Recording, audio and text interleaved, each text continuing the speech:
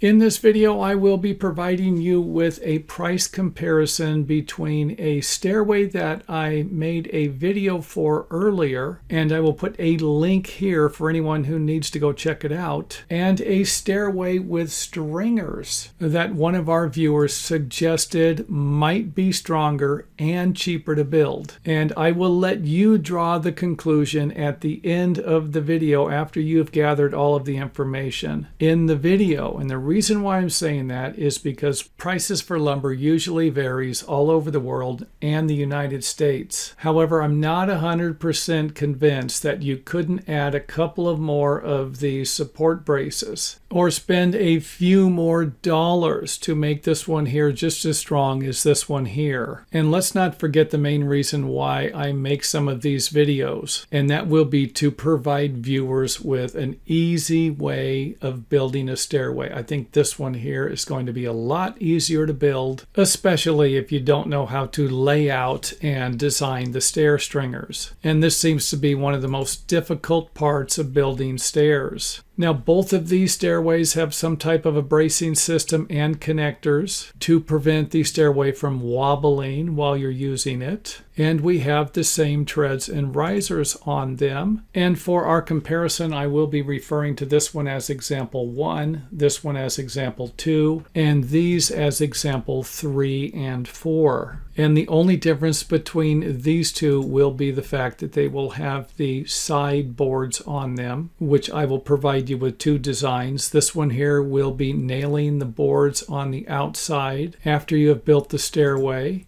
And this one here, you will move the stringers over a little bit so that everything will line up and look nice.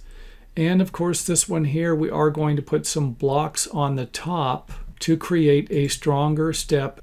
And hopefully you're still following with the video, because the next step will be to start the comparison. So let's go ahead and get started with example 1. This will be this stairway here, where we will need 12 individual boards 3 feet long for a grand total of 36 linear feet for our treads and risers. And you can count them here: 1, 2, 3, 4, 5, 6, 7, 8, 9, 10, 11, 12. And for the back frame, I have 1x4 in my design here. However, we are going to use 1x6 to make it easier. And we will need 6 feet or 2 3-footers, one at the top, one on the bottom. And then for our vertical supports, we are going to need 3 2-foot boards equaling 6 feet and a 3-foot long angled brace. And as far as the side boards go, we will need 8 linear feet on each side. So in order to do both sides, we will need 16 linear feet. And for our tread supports, or the blocks that we are going to attach to underneath the treads, we will need about 4 feet for a grand total of 6 12-foot long 1x6. And the prices in my area ranged anywhere from $11 to $21 per board, providing us with a low price of $66 and a high price of $126. Now, if I was going to switch all of this out and use 6-foot long fencing boards made out of a variety of different materials, including cedar and redwood, then I might need 12 6-foot long 1x6 fencing boards. And at around $3 each, I could buy all of the lumber for around $36 without taxes and other fees, of course. So I have 3 different prices: $36, $66, and $126 for example 1. And in example 2, this one here, we are going to be using 3 stringers that can be cut out of a 4-foot long board or one 12-foot long 2x10.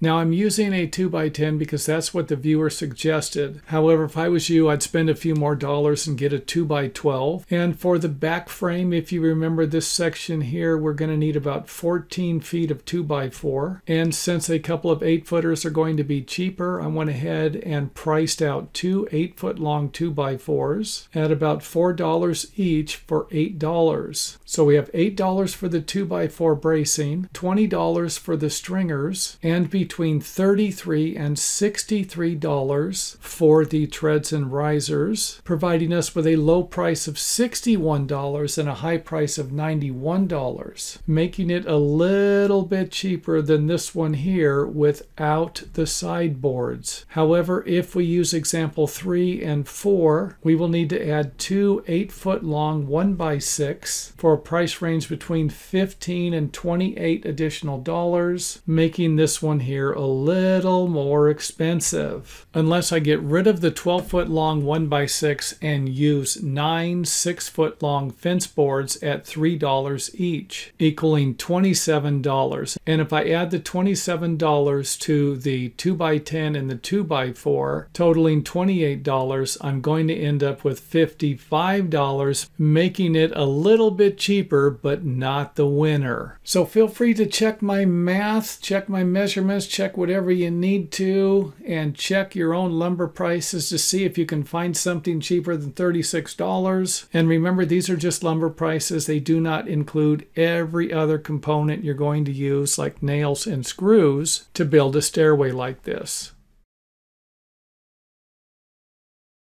Here is another question that was sent from one of our viewers who was in the process of building a stairway like this using brackets to connect the treads to the stringers, except for the fact that the stairway was going to be about 7 foot wide and used for a commercial building. So keep in mind that some industrial, commercial, and public stairways might need to be structurally stronger. And I've ran into this case more than once. So let's just say that you're going to build or design a stairway like this one here. The first thing you're going to want to think about is using larger treads. For example, you can forget about using a 2x12, and I've used a lot of 3x12s before and even 4x12s. However, I have never used a 6x12, but that might be something to consider. And next up on the list will be to add a center stair stringer, and that could be a 2x12 or even a 4x12 if needed, and you might need to use more than one of them. So let's just go ahead and take a look at how we can attach the stringer to the floor, concrete floor, wood floor, and how we can attach the treads to the stringer, because it's going to be difficult to get a long screw through here. And I'm not about to suggest that it's impossible, and if you can use longer screws, then go for it.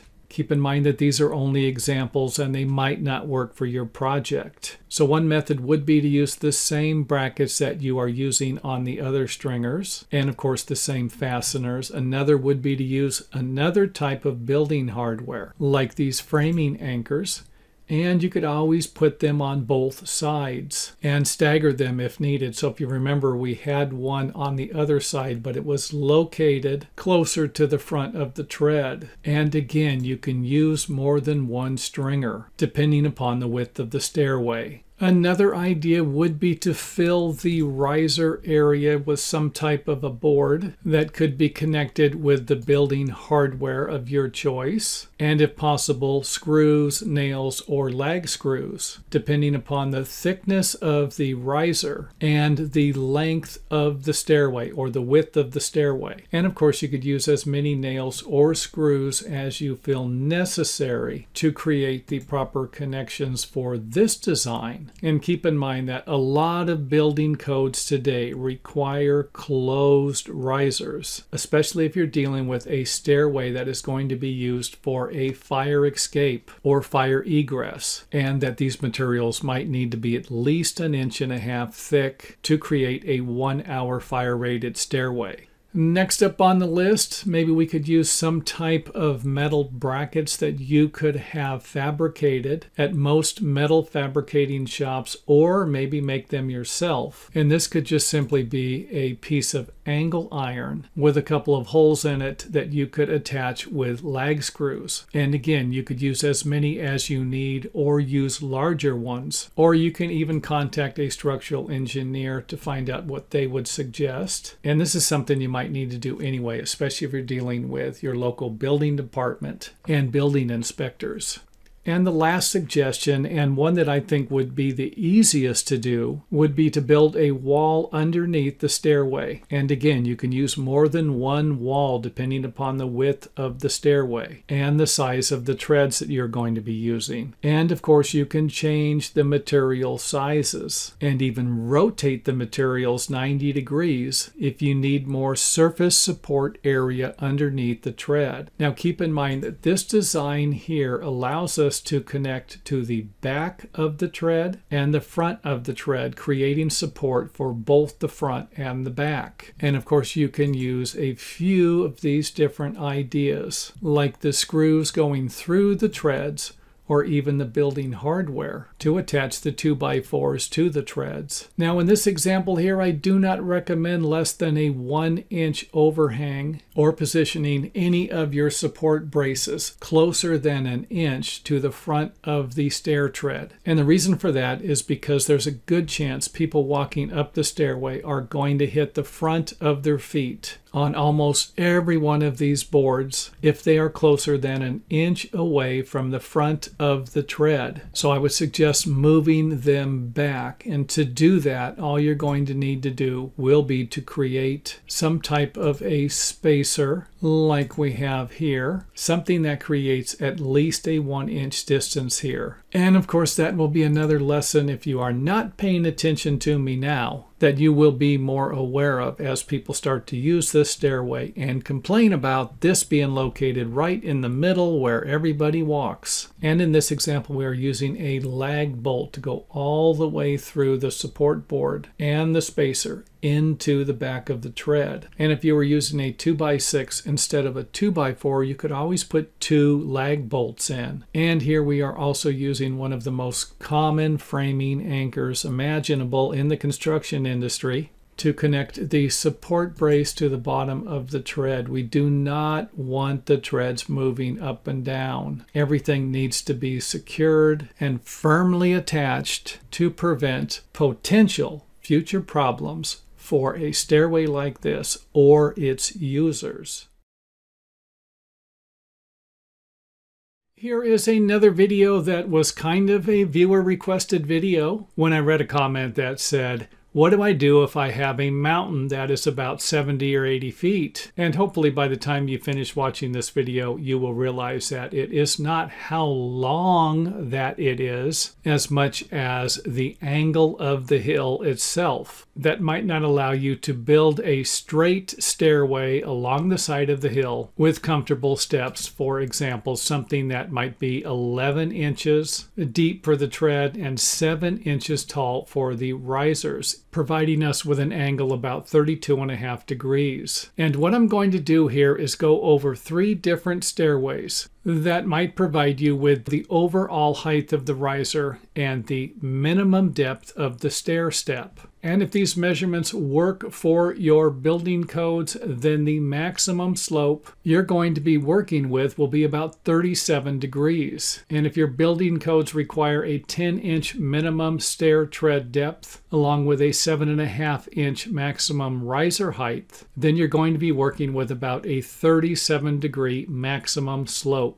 And the next example in this video will have a 9-inch minimum stair tread depth, along with a 8-inch maximum riser, providing us with a stairway that could be built on a hillside with a slope no more than 41.6 degrees. Or should I suggest that if there are any errors in my math calculations, that 42 degrees might provide you with the maximum slope for a stairway with these dimensions. And of course, before you design the stairway, you're going to need to check the slope or angle of the hillside. And that can simply be done by driving a few stakes into the ground and attaching a couple of strings to it to create a couple of straight lines. Now, these strings right here at the bottom and the top need to be horizontally level. And then it will also matter where you position the stakes. So I would suggest installing them in the ground where you think the stairway is going to start and end. And then you can always make adjustments to that later.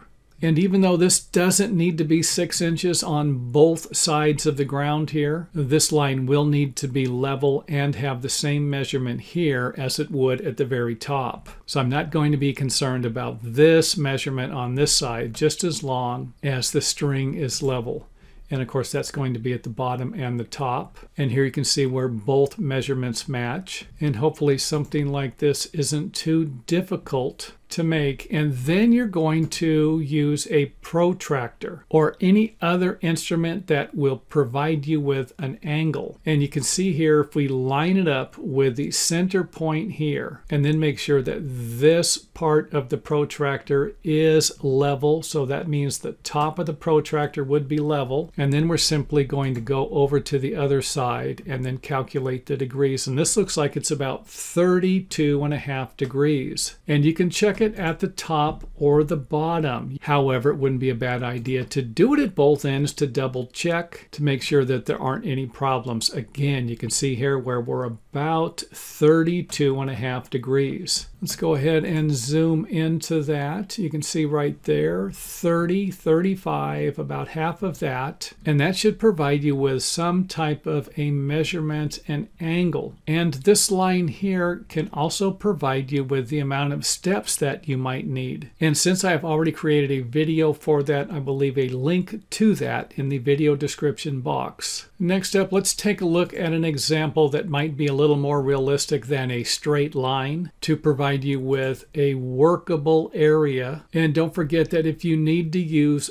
taller stakes, then use them and raise the line however far off the ground you need to, just as long as both of these measurements are the same. For example, if I needed to come up 4 foot off of the ground and raise the string up to miss some of the boulders or dips and valleys, then you can always do that to get close enough to figure out whether or not you're going to be able to build the stairs. Or if you calculate the angle and it's too steep, you can always move the stakes back until you figure out an angle that is acceptable for you to build the stairway. Or if the stairs can be a little steeper, then you could always move the stakes a little closer, and that could be at the bottom or the top to figure out a safe angle for your outdoor stairway project. In this video, I will be sharing one of my tricks of the trade, and that will be to provide you with a method to where you can gain another inch or even 2 inches sometimes, depending upon the length of the stairway and how much of a risk you are willing to take.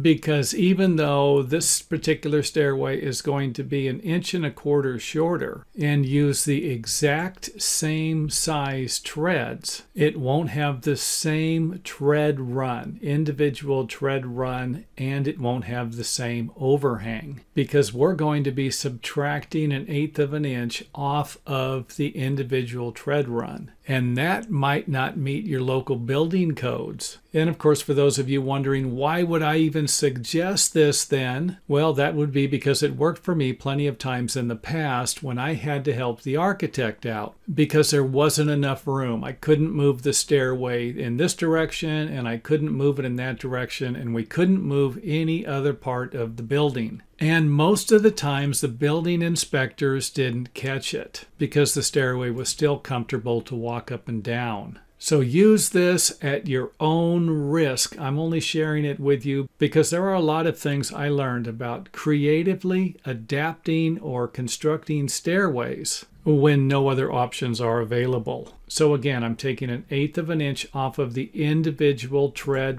run that's probably going to need to be in most residential type of construction. And of course, now would be a good time to throw in the fact that your building code might only require 9 inches as its minimum distance for each individual step. Where I live in the state of California is probably going to be 10 inches. And you can see the difference in these two numbers, even though you're not going to see a difference in this number. And this is usually the number that the inspector is going to measure. And if they do measure the overhang and it's off 1/8 of an inch, they might not even say anything. However, this could be a totally different problem if a lawyer is watching this video. So if you are a contractor, you are the stair builder, make sure that you get something in writing from the architect or the property owner to release you of all liability, because the last thing you want to do is be responsible for someone else's problem as the person who is just going to be the assembler of the product. And for those of you who aren't quite following what type of problem I would be solving, it would be something like this, where you can't move the stairway up because you have a minimum distance already here, and you can't move the stairway this way because you're already working with a minimum distance here. And even though I'm suggesting 1/8 of an inch, I really wouldn't recommend going any more than that, because you could be creating safety issues for the people using the stairway. So if you can't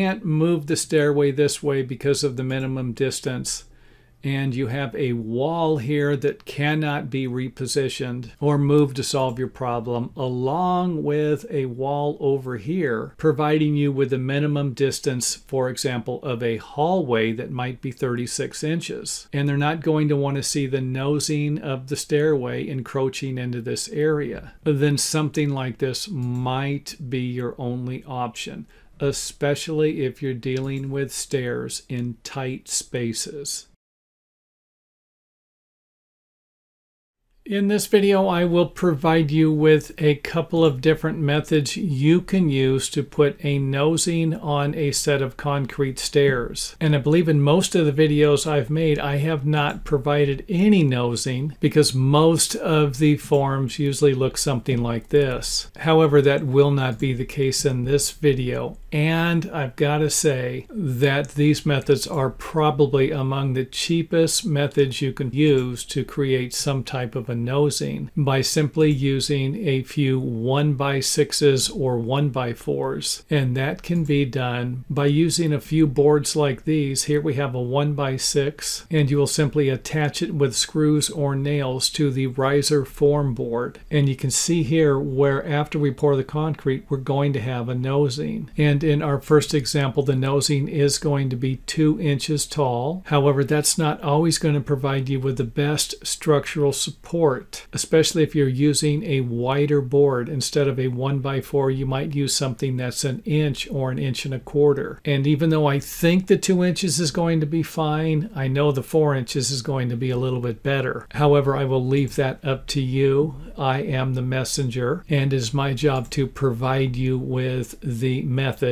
It will be your job to figure out which one of these you want to use. And the bottom two are among my favorite. This is actually my favorite here, because it's going to provide a nice decorative detail and plenty of support for our nosing. And of course, this won't be too difficult to do. You will simply cut a 45-degree angle, the length of the board you're going to use to create the nosing. And again, hopefully not too difficult. And of course, what it looks like after we have removed the form board. So here we have a 2-inch tall by 3/4 inch nosing. Down here we have 4 inches by 3/4 inch. And if you want yours to be a little bit bigger, just use a larger board instead of a 1x4. And of course the 45-degree angle, and the height here should still be 2 inches. And of course the last one, and probably my favorite, would be this one, because it's going to provide you with plenty of concrete for structural support. Even though I'm not about to suggest this one won't be strong, it's just not difficult to tell that this one here and this one here is going to be a little stronger because it's wider. And there you have it, some extremely easy methods you can use to create a nice looking nosing on your next set of concrete stairs.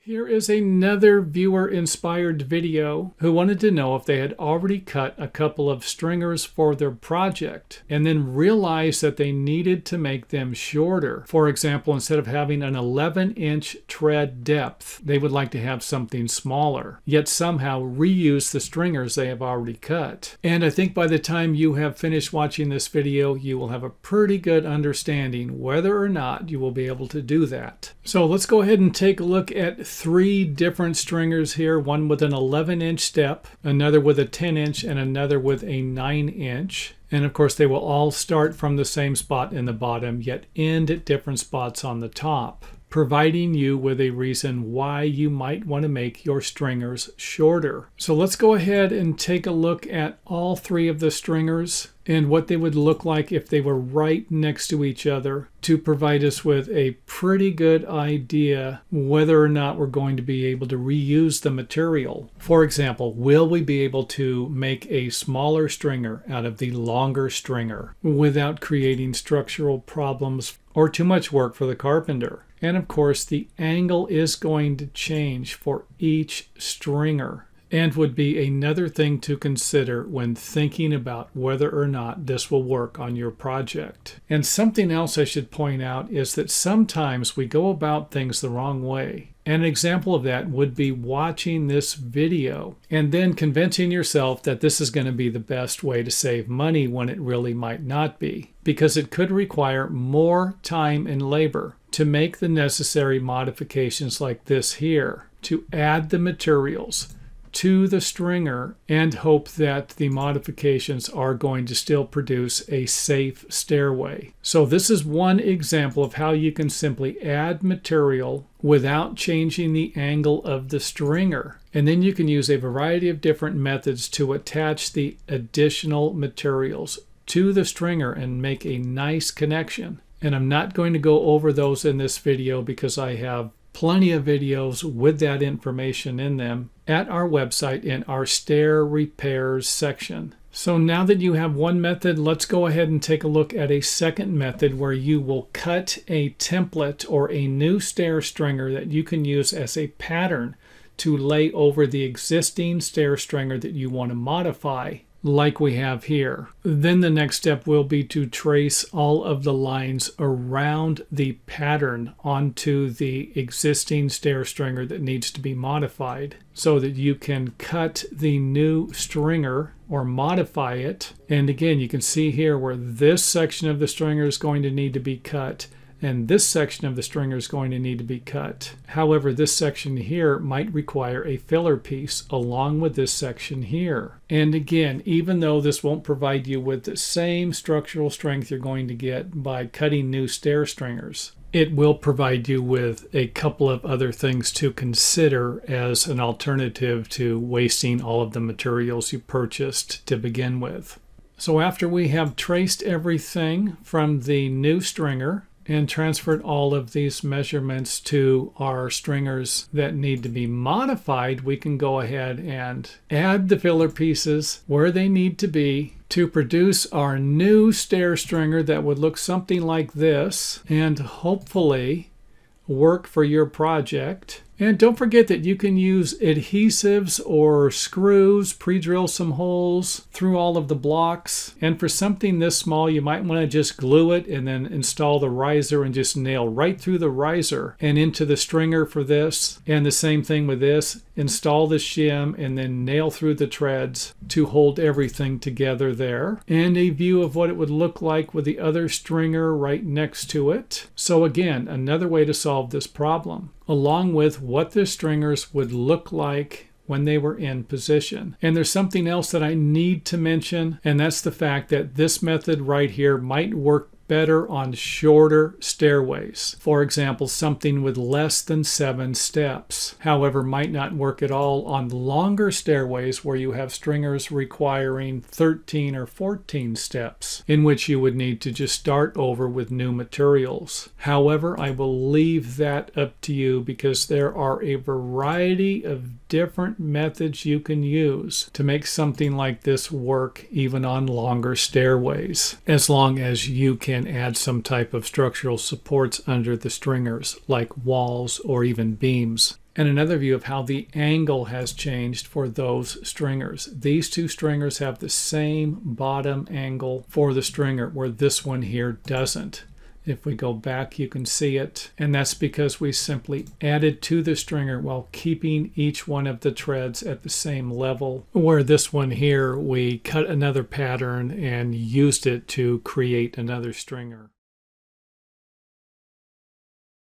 In this video, we are going to take a look at a set of stairs you might be able to build with a couple of planters that are also stepping to the same path of the stairs. Now, I am going to do a couple of these videos with different methods of assembly. However, I will not be providing you with step-by-step instructions on how to assemble it, because I do have other videos at our website that will provide you with that information. And the first thing I want to point out is that the tread does not need to stick past the planter box, and it could actually be even with it if that was the type of design you were looking for. And in our example, we have a 10-inch tread with a 1-inch overhang, and the riser height is 7.5 inches. Which means that the planter boxes would also be the same distance. And if you notice here, I have 2 stringers. That is probably not going to be enough. And in the next example, we will be adding a center stringer. And at the bottom here, I have a miter cut. And this cut, the way it is, might be difficult for you to do. However, it might not be if you cut a 45-degree angle at both ends, meaning this piece here and the other piece going all the way through. Because this might make it a little tougher when you have this overhang here. So again, if you want it to look really primo and impress all your fellow woodworker friends, then do it like this. And then they will probably wonder just how in the heck you did it. And we're just kind of taking the stairway apart, remove the planter face boards, and next up we will be removing the soil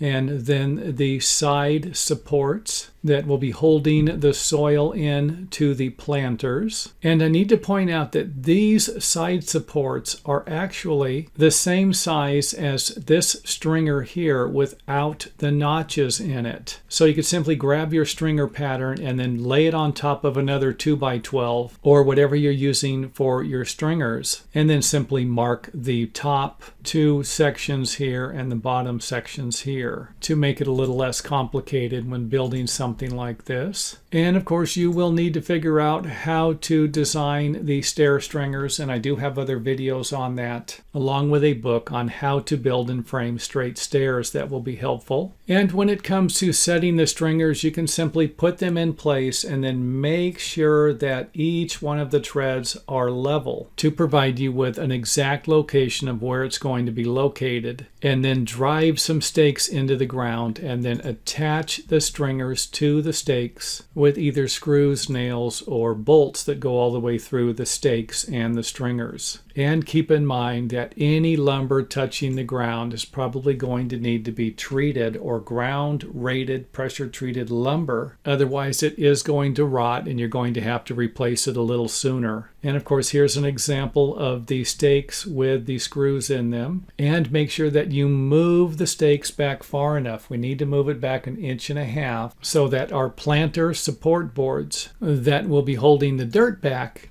will be able to attach to the stringers. So after you have this firmly secured and it's level, you can go ahead and install the treads, and those can be attached with screws or nails also.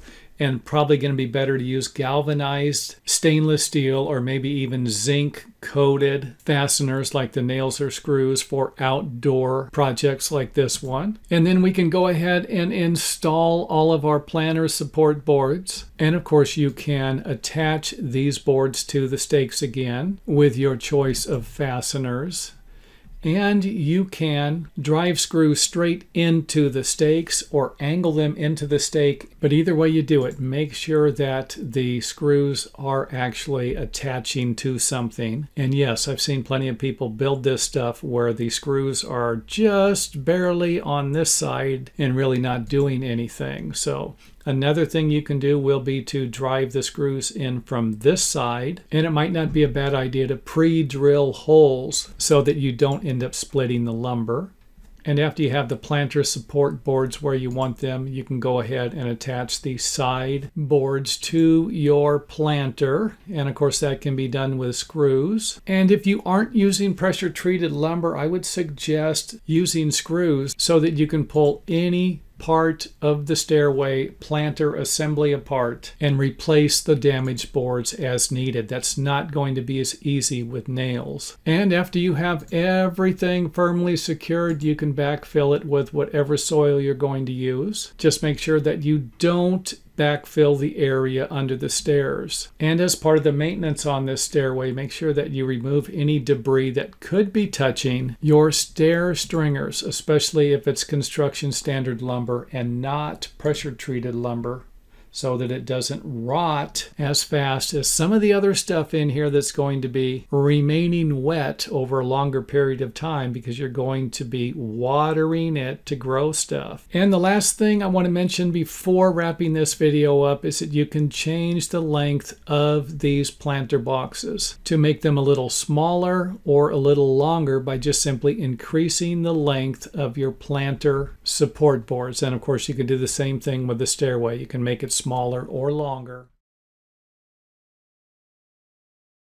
In this video, I am going to provide you with two different types of concrete treads that could be attached to a wood stringer with metal brackets, or even metal brackets attached to metal stringers. And these are the most common ones that I worked with. And this would be a concrete tread with a metal plate located somewhere on the side.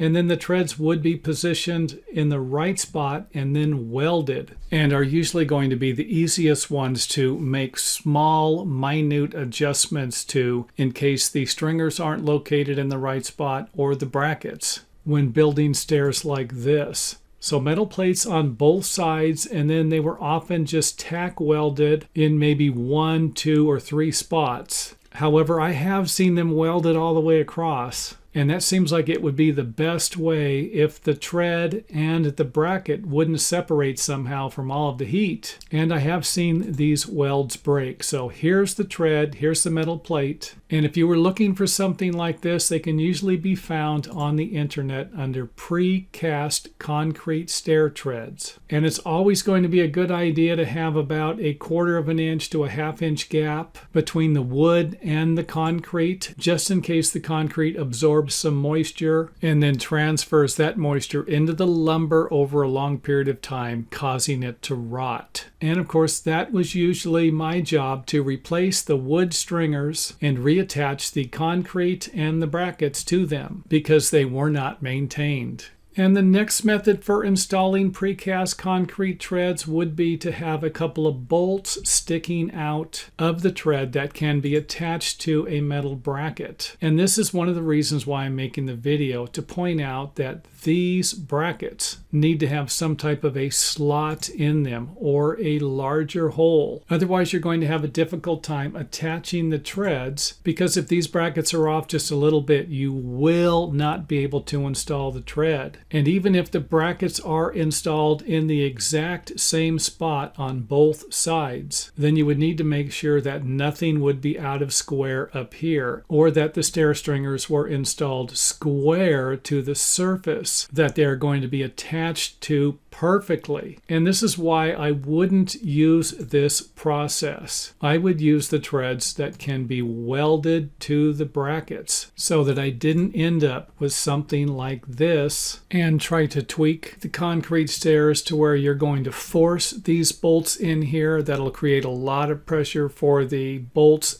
in the concrete treads and possibly cause them to crack, or remove the lag screws so that you can reposition the metal bracket and then try to reinstall the lag screws, and hoping that they are not going to try and go back into the original holes. For example, if you do need to remove the bracket and move it over about 1/4 of an inch, there's a good chance that the lag screws aren't going to go in straight without pre-drilling some holes, and that could create a weak connection here and cause the bracket to fail in the future. So what would the solution be? Bigger holes or slots that would allow the treads to move from one side or the other if needed. And now for those of you who are thinking, awesome, this is exactly what I'm going to do, then go for it. However, keep in mind that As I stated earlier in the video, that this would not be my preferred method because it can be a nightmare, even with the slots, because the width of the stringers will also need to be right on the money. For example, if it needs to be 37 inches on the inside and you're 36 3/4, or it's 36.5 inches at the bottom and 37 3/4 inches at the top, then you're going to be breaking out the pipe clamps to pull the stringers together, or some type of a spreading device to force them apart. However, I do understand that the concrete steps with bolts already embedded in them will not require a welder and will be easier to install for those people who do not know how to weld. Now, one more thing I want to point out before I end the video will be that if the nuts get loose, which they do sometimes, and you have slotted brackets, you could end up with stair treads that move. Again, providing us with another advantage of welding the brackets to the stair treads, providing us with a safer set of stairs. And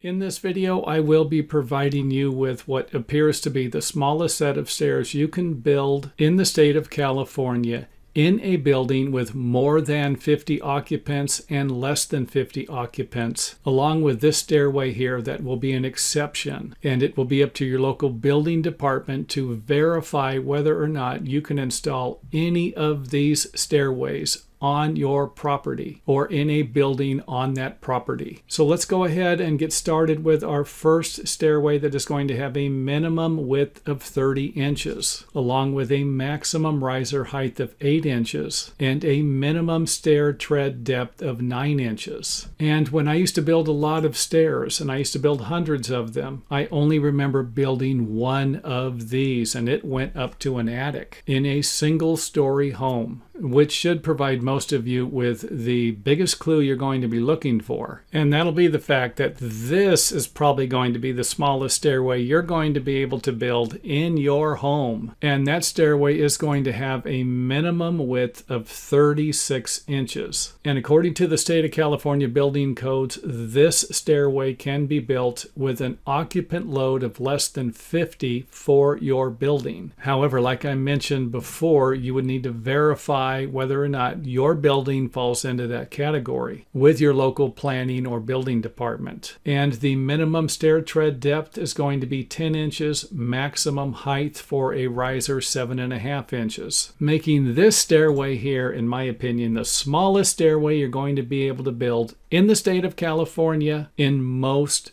2-story or 3-story homes. Now, if you have an occupant load of more than 50, the only difference I could find is that the stairway is going to need to be 44 inches wide. This is the minimum distance. And if you haven't figured it out by now, this is going to be the smallest stairway you can build in a building with an occupant load of more than 50. So keep that in mind also when trying to figure out what the smallest set of stairs you're going to be able to build for your project.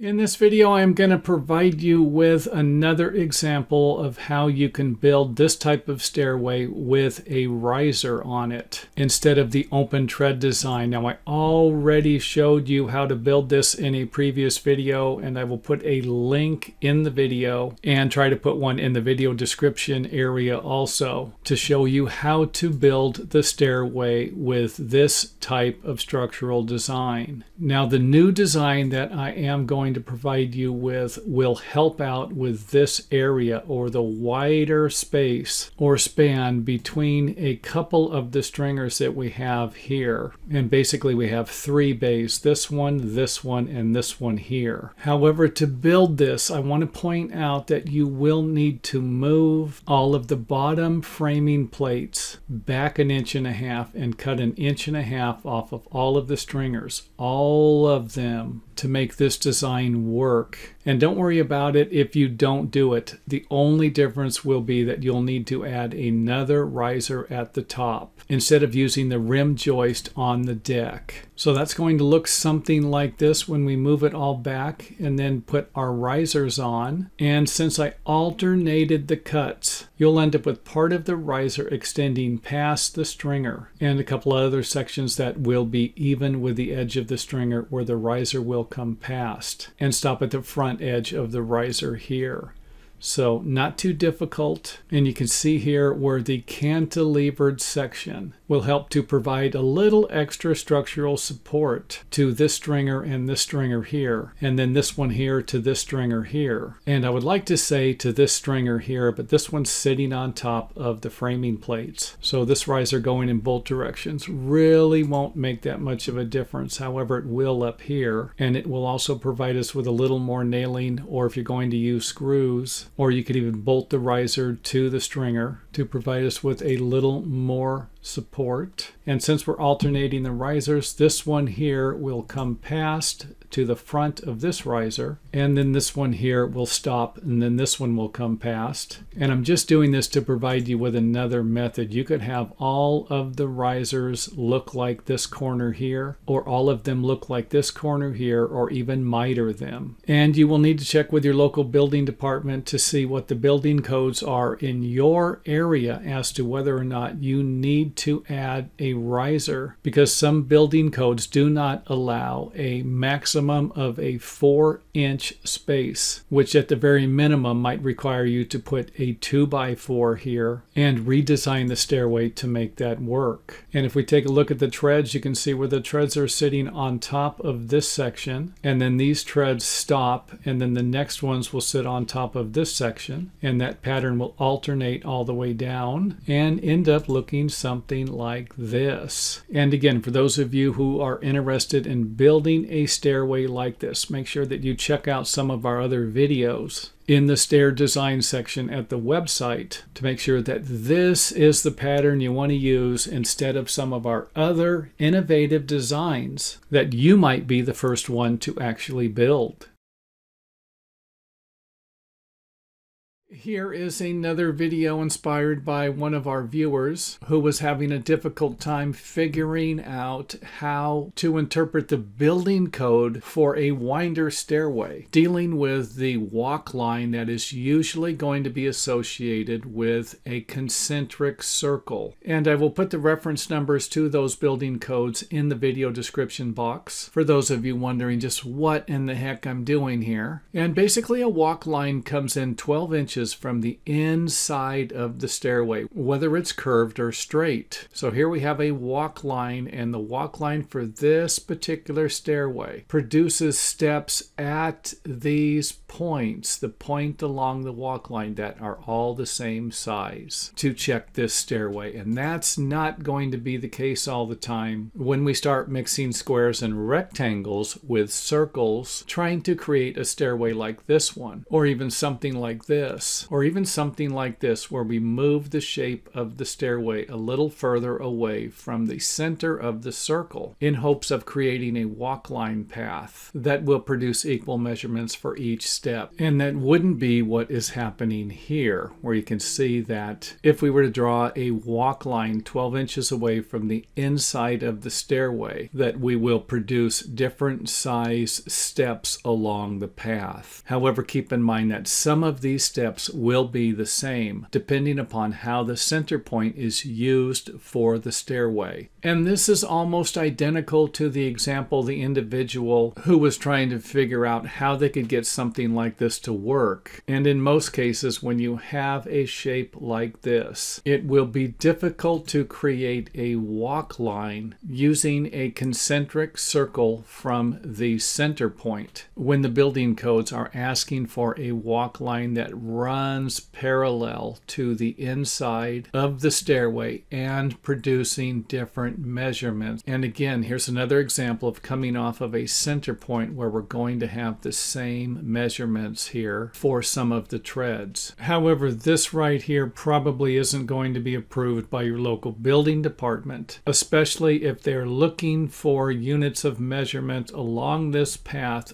for the stair steps to be the same. And the only way I can think of to change that would be to change this to a curve or a circle where we can have a walk line that will produce equal sized steps along the path instead of dealing with something like this. Next up, let's go ahead and take a look at how winders are affected by concentric circles and how they might be interpreted by your local building department. So here we have a 3-step winder. 1, 2, 3 inside of a square. However, it could be a rectangle. And instead of 3 steps, you could always have 2 steps. Again, using a walk line with the same measurement for each step. However, this won't work if you start thinking outside the box and think that you can split these units of measurement up and draw your lines from the center. And I actually stumbled across this pattern by drawing these lines here. So I thought I would share it with you and provide you with something that is going to produce measurements that are going to be different sizes along the walk line. And since we have a 90-degree corner here, the one in the center is going to be 45 degrees. And the other two measurements, this one and this one, will be half of 45 or 22.5 degrees. For those of you trying to figure out a different way to design a 4-step winder that would have the same measurements along the walk line. And as a special treat for those of you who have made it this far into the video and might be a little more interested in stair design, building, and the interpretation of building codes, then this might be something you can use as an argument if you're looking for some type of creative interpretation that will allow you to build this type of stairway, even though the measurements aren't going to be consistent along this type of walk line. However, they will if we use our concentric circles, coming 12 inches off for our walk line and then curving around the winder and then coming back to a straight line instead of continuing the straight line through all the way up. So with this interpretation of the building code, we will produce equal sized steps along the curved concentric circle walk line. And this doesn't mean you need to round off this section of the stairway. However, it might be if you get a little carried away with your interpretation of this building code and somebody decides that this is a curved stairway instead of a winder. Here is a question that has came up multiple times within the past few months about dropping the stringer or cutting off a certain amount of material off of the bottom of the stair stringer so that we can produce equal sized risers. And I think by the time you finish watching this, you're going to have a pretty good idea why you need to cut material off of the bottom of the stringer so that you can produce the same riser heights on each step. So let's go ahead and start with our first example where we have everything cut and positioned properly. And then we'll take a look at the measurements required to make that happen. For example, we don't only need to subtract the thickness of the tread. We will also need to subtract the thickness of the sill framing plates off of the bottom of the stringer. So one of the measurements is going to provide us with a way to raise the stringer up so that we can use framing plates to fasten it to concrete or wood surfaces. And the other will be to reduce the thickness of the tread so that when we add the treads to the top of the stringers, we will end up with the correct height for our bottom riser. So let's go ahead and zoom out and take a look at our stringer that is cut correctly and assembled correctly to the upper level and to the lower level with equal sized risers and treads. Each one of the risers 7¼ inches and the treads about 11¼ inches. And that would include two 2x6s that are 5½ inches wide and an 1/8 of an inch gap in the center and in the back. However, in this example here, where we only deducted for the lower sill plates and not for the thickness of the treads, we're going to end up with a larger riser at the bottom. And if we install the stairway to where all of the steps are going to be level, and we didn't change the height of the landing, then the last riser is going to be 1.5 inches smaller. However, this might not happen all the time. I've seen people build stairs like this, where they didn't deduct from the bottom and then raised the floor and then added additional materials to the bottom floor to make all the risers work. But that's not going to be you, because after you're done watching this video, you're going to know why we dropped the stringer or why we remove materials off of the bottom of the stringer. And another mistake I've seen made by stair builders would be to do something like this, to where they didn't use the correct measurement to deduct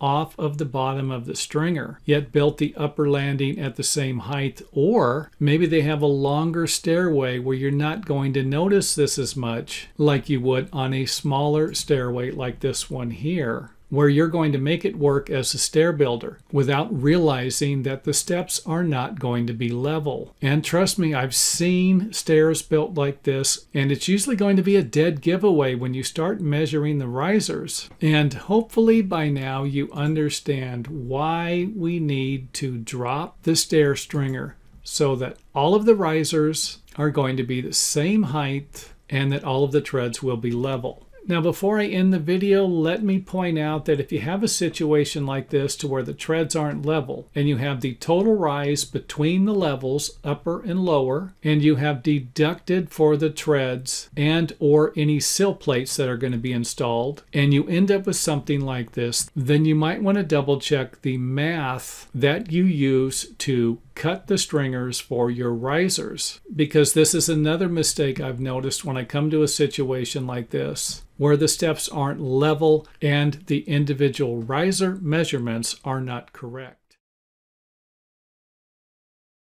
Here is another video requested by one of our viewers who was having a difficult time figuring out how to calculate the overall length and height required to figure out the individual rise and run on an existing stairway. Maybe something you're going to be removing and replacing, or one that you're going to be redesigning.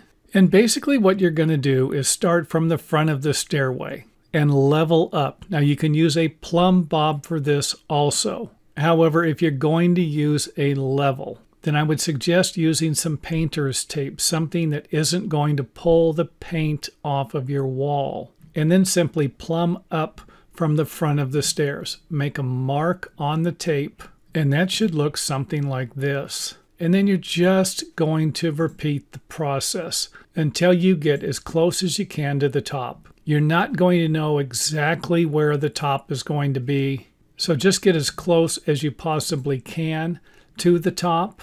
And then once you know where this line is here, you can always grab a piece of tape and then run it up in the direction where you think it's going to need to be a little higher or lower. And then we're going to do the same thing using the level coming off of the upper floor. So not too difficult. We're just simply going to level over and then draw a line on our tape and then work our way over and repeat the process until we get to the end here. So not too difficult. However, you will need to make sure that you have a level that actually works, because if you're off a little bit or you don't use the level correctly, then you're going to be off a little bit with your measurements. And then when you have the two intersecting points right here, you're going to be able to just simply measure the distance from this point here to this point here, and from the top of the floor to this point here. And I don't suggest measuring either one of them without the intersecting points. For example, if all I have is this line here and I measure from here to here at an angle, then I'm probably going to get a measurement that's going to be a little bit longer than it will be if I'm measuring from here to here. So it's very important to have the intersecting points before you start measuring. Now, another thing to keep in mind here is that you might have some type of carpeting, tile, or wood flooring, something covering up the floor that could be messing up your measurements, and you're going to need to figure out the difference between what you're actually measuring and the top of the existing floor framing or concrete slab. And the same thing up at the top, if your measurements need to be accurate. And when I say that, the height of the stairway that you're going to use to figure out the total rise of the stairway, or the difference between the lower level and the upper level, than the horizontal measurement, especially if you have some extra room at the bottom or the top. However, if you don't, then the horizontal measurement is also going to be critical for anyone who is going to be rebuilding a set of stairs. And don't forget that you can always remove a section of the flooring at the top or the bottom to get even more accurate measurements when rebuilding, repairing, or remodeling a stairway. Here is another question from one of our viewers. They wanted to know how you could raise the risers on a stairway. And I'm guessing that you would be raising the risers if you raised a deck, porch, landing, or floor. And if you did that, then you could add materials to the top of each step. However, you will not be able to add the same thickness to each step. For example, in this situation here, we raised the platform 7 inches and we have 7 risers. However, we will not be able to just simply add 1 inch to each one of the steps to solve this problem, because all that's going to do is make a difference at the top and the bottom. It won't make any difference at all to all of the steps in between. So to solve this problem here, we're going to need to increase the increments of each step by the difference between the existing riser and the new riser height. And to do that, you can simply measure each one of the existing risers. And if they're the same size, great. If not, maybe grab a piece of paper and write down the individual height of each step, or the riser height for each step, and then divide the overall height that you've added to a new floor. For example, we have 7 risers. We've added 7 inches. And if I divide 7 into 7, I'm going to get 1 inch. And that's the amount we're going to add to each step. So 1 inch at the bottom, 2 inches on the next one, 3 inches on the one after that, and then 4 inches, and then of course 5 inches and 6 inches. And in this video, I'm not going to go over how you're going to add the materials, because I have plenty of videos on that. Check out our riser variation videos. And don't forget that you can always remove the existing stairway and replace it with another stairway if adding materials like this won't work for your project.